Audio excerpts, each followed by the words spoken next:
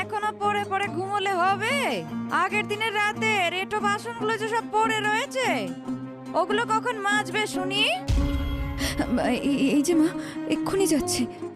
আমি এখনই সব বাসন মেজে দিচ্ছি মা। আর মুখে না বলে তাড়াতাড়ি বাসনগুলো ধুয়ে আমাকে উদ্ধার করো, তারপর যেন আবার শুয়ে পড়িস না। ঘরের বাকি কাজগুলো করে নিবি, আমাকে আর যেন না বলতে হয়। আরে হ্যাঁ, আজ কদিন ধরে তো বাগানের গাছগুলোতে জল পর্যন্ত দেওয়া হয়নি, সেগুলোতে একটু জল দিয়ে দিবি। দেখি যাই তুলি কি করছে।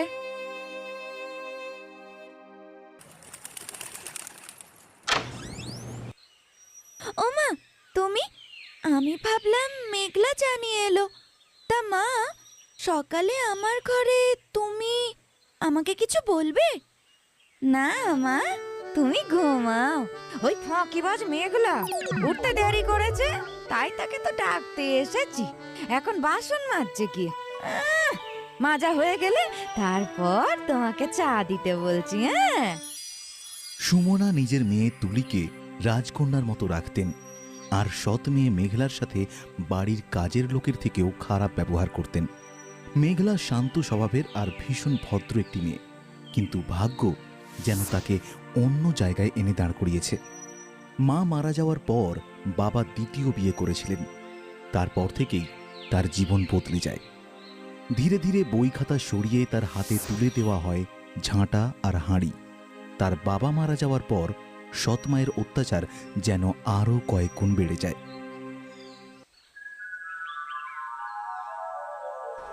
কিছুদিন পরে শহরের এক ধনী বাড়ি থেকে সম্বন্ধ আসে তুলির জন্য। বড় একটা গাড়ি এসে থামে তাদের বাড়ির সামনে। মেঘলা তখন বাগানে গাছে জল দিচ্ছিল।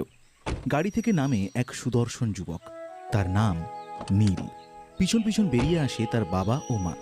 এক দৃষ্টিতে নীলের ভালো লেগে যায় মেঘলাকে। সে তাকে জিজ্ঞাসা করে, এই যে শুনছেন, এটা কি সুমনা দেবীর বাড়ি? হ্যাঁ, এটাই সুমনা দেবীর বাড়ি।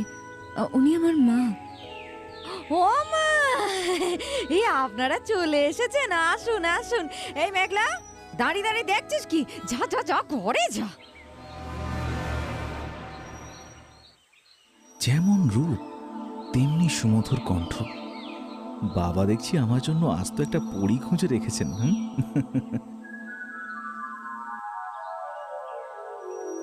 মা, প্রণাম করো ওনাদেরকে।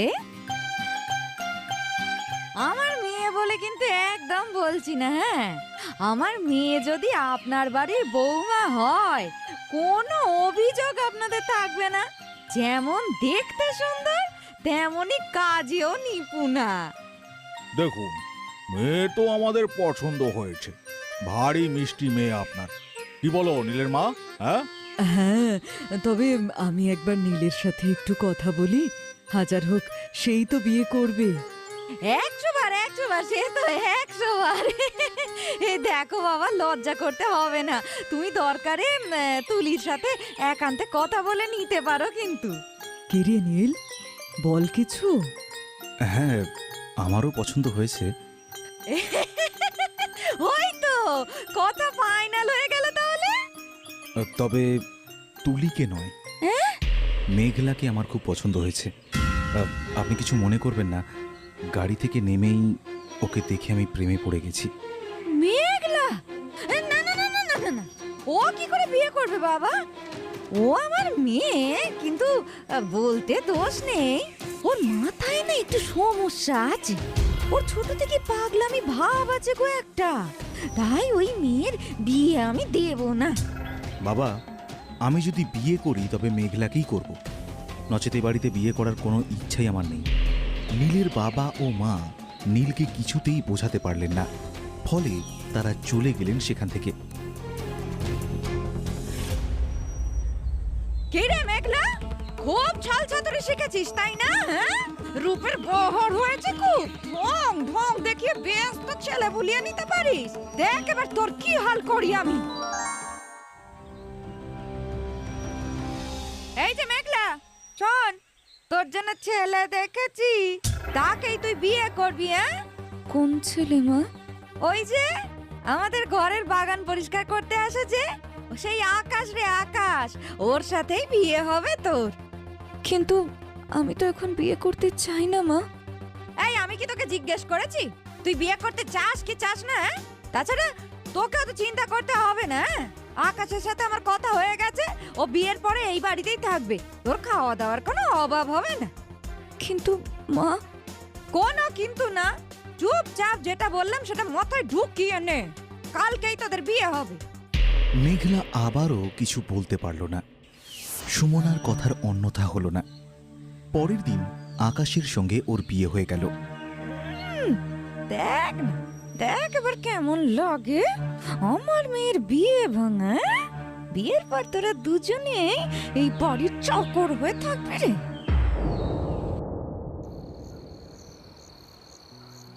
আমি বুঝতে পারছি এই বিয়ে তোমার ইচ্ছের বিরুদ্ধে হয়েছে। বিশ্বাস করো, আমারও কিছু করার ছিল না। তবে হ্যাঁ, আমি তোমার উপর জোর করব না। ভালোবাসা কখনো জোর করে পাওয়া যায় না। তুমি যদি চাও আমি তোমাকে এখনই ছেড়ে চলে যেতে পারি।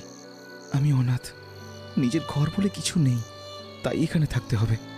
তবে যতই গরিব হই না কেন, তোমাকে কষ্ট দিয়ে কিছুই করব না। আকাশের মধ্যে এই সততা আর স্পষ্টবাদিতা দেখে মেঘলা কিছুটা স্বস্তি পেল। আকাশের প্রতি তার সম্মান কয়েক গুণ বেড়ে গেল। সে আকাশের সাথে একসঙ্গে থাকতে আপত্তি করল না।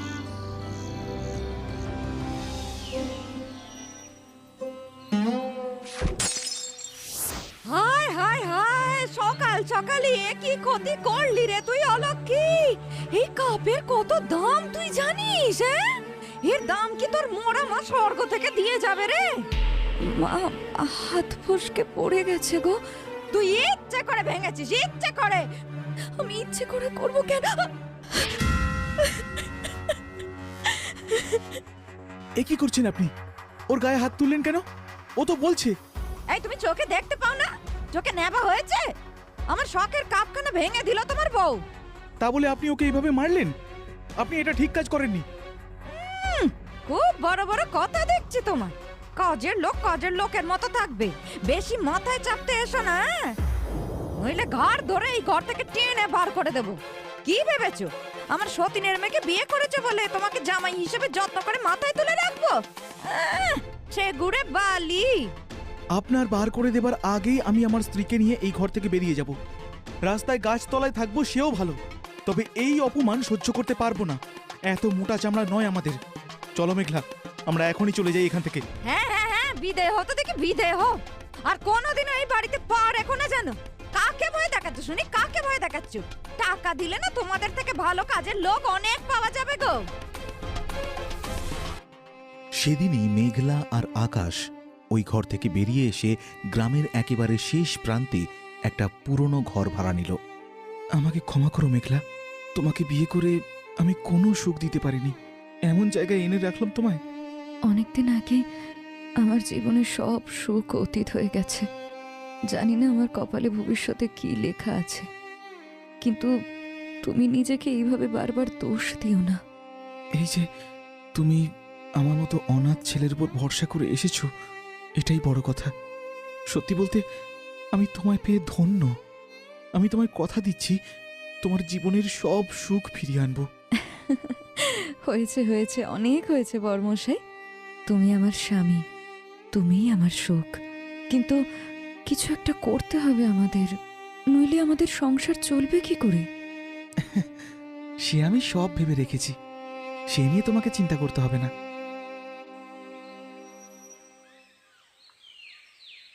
কি দাদা, নতুন ব্যবসা শুরু করলেন নাকি? আগে তো দেখিনি।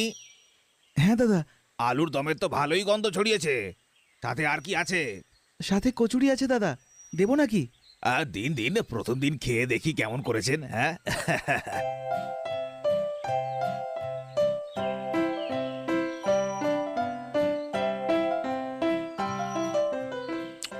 বাহ, বেশ ভালো। সকালের টিফিনটা বেশ হলো। সত্যি দাদা, ঠিকই বলেছেন। দাদা একটু তাড়াতাড়ি দিন। এই তো এক্ষুনি ভেজে দিচ্ছি। একা মানুষ, একটু অপেক্ষা করুন। একা টিফিনের দোকান চালানো যায় না, একটা লোক রাখুন আপনি। দেখতে দেখতে ওইখানেই আকাশের সমস্ত কিছু বিক্রি হয়ে গেল। সে নিজেও ভাবেনি তার করা কচুরি লোকের এত ভালো লাগবে। সে খুশি মনে বাড়ি ফিরে গেল। বলো, তোমার বিজনেসের প্রথম দিন কেমন কাটলো? দারুণ! কত অল্প সময়ে সব কচুরি আমি বিক্রি করে ফেলেছি। কিন্তু একটা সমস্যা, একা বলে না দিতে দেরি হওয়াতে অনেক কাস্টমার ফিরে যায়।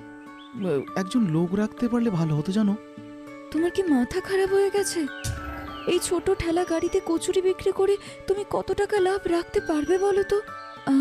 এক কাজ করো, কাল থেকে বরং আমরা দুজনে একসাথে কচুরি বিক্রি করতে যাব। তোর তোমাকে আমি কাজ করতে দিতে পারি না। কেন? এতে খারাপের কি আছে?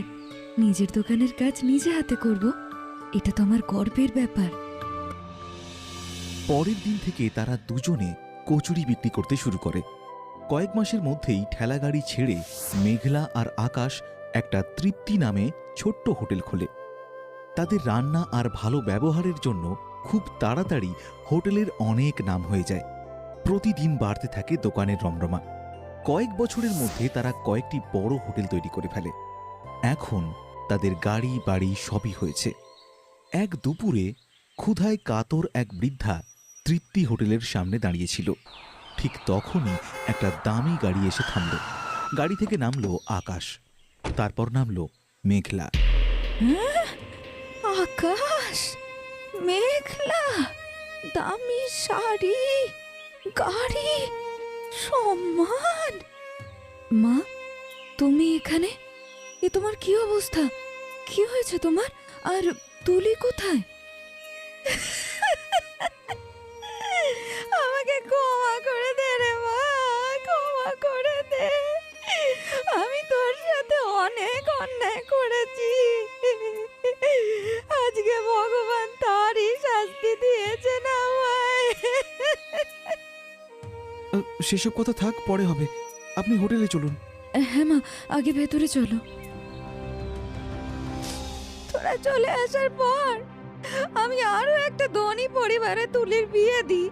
বছর কানেক যেমন চলে তেমনই চলছিল।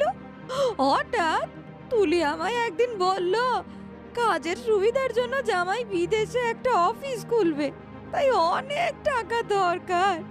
তাই এই ঘর বাড়ি জমি জায়গা বন্ধক রেখে আরো যা কিছু ছিল সব বেচে ওই 1 কোটি টাকা তুলিকে দিই। এই যে টাকা নিয়ে তুলি গেল, আর আমার সাথে যোগাযোগ রাখলো না, কোনো টাকাও ফেরত দিল না।